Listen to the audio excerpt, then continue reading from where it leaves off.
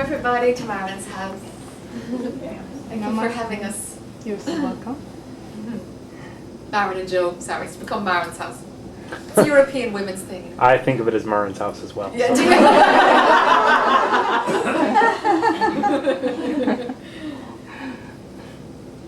And just settle.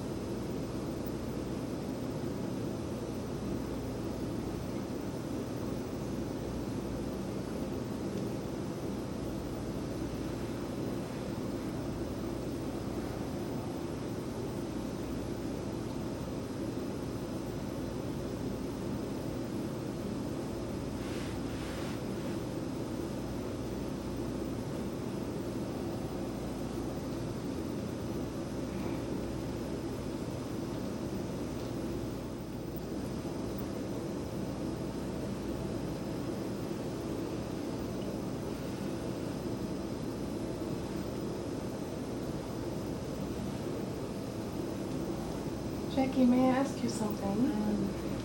When we spoke earlier, we had an interesting discussion, and you mentioned something about a study from my native Germany that proved that there is really no such thing as free will, that there's really predetermination, and that what we think is conscious choice is really done, or by 16-second lag, you said, like moving one's arm, for example, that we think we are going to move one's arm, but it's already happening. And would you elaborate on that? A series of studies have taken place. The first ones I heard about were in Germany, then ones in the States, and then last winter I read in the Hindu Times in an Indian paper about a similar study. I don't think they were linked. Nobody was making reference. Every scientific institute seemed to be presenting this as findings independently to each other.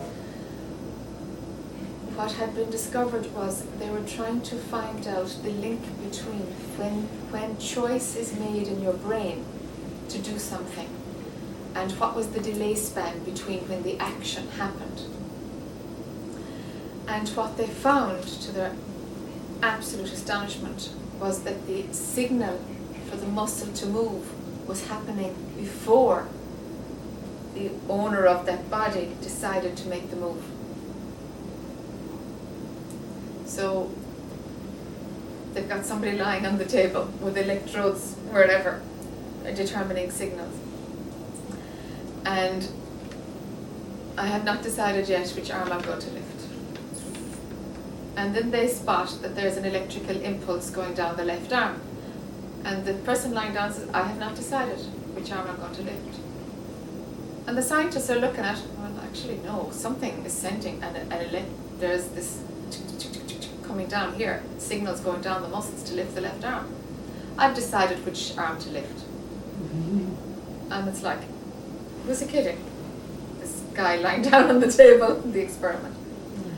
And no matter what way they did it, they found the same thing. In the article last December that I saw, in the studies in Delhi, they found that it was up to 16 seconds of a gap between when the body had started to move, the signals had started to move, and the brain had decided to make a decision. The signals had started up to 16 seconds before the brain had made a decision. So what happens actually, not alone from that, but this is known for, forever, that this is how it happens in terms of the study of that which is beyond mind. There's nothing beyond mind, you can't study it, but you know what I'm talking about.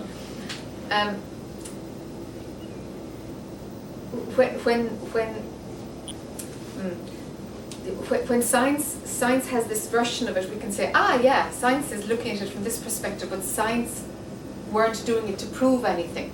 So we can say it's proof, but it's like, science is catching up, science is catching up. So from that perspective, for sure, science has recognized that something moves through your form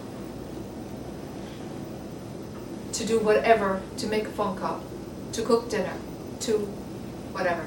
And mind catches up with the movement and says, I'm going to cook dinner now. It's that time, I should cook dinner. But already there is something moving towards your form, looking at the clock and going to cook dinner. But mind says, looking at the clock, therefore I've decided it's time to start cooking dinner. And all of this happens independently to that which moves through the body. That blew me away. I found that very, very freeing, very liberating. Yes. Yes, it is. There is no free will. There is a set of conditions that are at play. A multiple of conditions, thousands perhaps, I don't know. Loads and loads and loads. And we just think, no, that one thing makes a decision. Me. I make the decision.